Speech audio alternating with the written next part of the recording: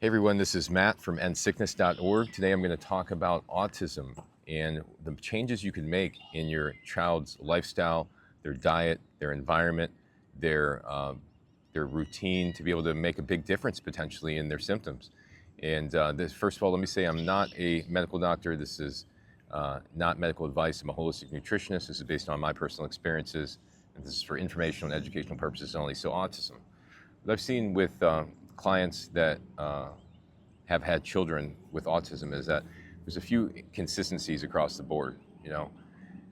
You have children who have sensitivities to different foods, like gluten, dairy, eggs, nuts, seeds, processed food, and they have these, where they constantly are craving these foods, and they're just like fighting their parents over the foods. And the foods that are bad for them often are the ones they keep closest to them and they continue to eat. Also, these autistic children often have a detox system impairment, and this is often due to too much meat consumption, too much high protein diet. And the reality is, when there's gut issue, you got to go low protein with the diet. But what most parents do is they give them high protein diets that have meat, that have eggs, dairy, nuts, seeds, processed foods, all that, and then they say their kid's autistic, when the reality is that's just a term. That's a blanket term that covers, we don't know what's going on with this child and they're having these symptoms that exhibit autism, quote unquote. The reality is more than likely what's causing the symptoms are what's in their diet, what's in their environment, okay, in their behaviors, their routines, etc. Often autism is onset after vaccines, at a younger age, etc., at certain ages, but the reality is it's caused by this overactive mast cell response, overactive immune response. It's driving this chronic inflammation. It's caused by this dysfunction in the gut microbiome. So when you realize what's driving it, you have to be able to make choices for the child that's going to go ahead and counteract those issues. And when there's a detox system impairment, there's a gut bacteria issue, and there's an immune system overactivity, you have to address all three. So to address the immune system overactivity, you have to first eliminate the irritants in the diet.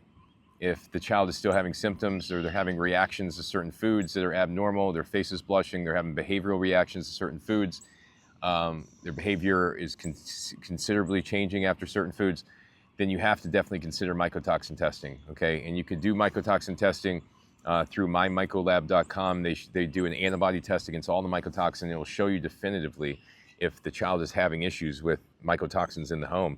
And if they are, then we have potentially the root cause, the major driving factor behind a lot of these issues. And this is something that you cannot overstate how important it is to look into the environment and mycotoxins in that antibody test. So between the diet and the environment, these are the two main things that could reduce the severity of the autism symptoms, can start to get your child to become more present, start to be able to increase their learning capability. My daughter over here had significant learning impairment, was disabled, was points away from quote unquote being mentally retarded. This all was due to irritants in the diet and the environment. Once we identified that the mycotoxins were really the main issue that was driving it, then we got her out of that situation. She just blossomed and became a fully functional child, has no symptoms now, is only having symptoms if she's in the presence of mold for days on end. And otherwise, she's fully asymptomatic, and she is living a normal life, no problems whatsoever. When before she had asthma, she had rashes all over her body. She was itching until she bled. She had seizures. She had neurological issues. She couldn't remember things. She had stomach issues. She was throwing up after eating things. She was convulsing in her sleep. I mean, she had behavioral shifts after eating certain foods. She would have autistic-like fits after certain foods. She was not tolerating supplements, reacting to all the supplements. I mean, it was unbelievable. It was unbelievable. But now the child is healed. She's better because I was looking beyond the label, quote unquote, the labels that were being given to me, and I realized that this was being caused by things that were in the environment, that were going into her mouth, that she was inhaling.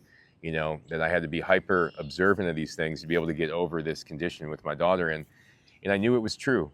My higher power showed me what direction to look, and luckily I was able to see the things that made the biggest difference that were impeding my daughter's health.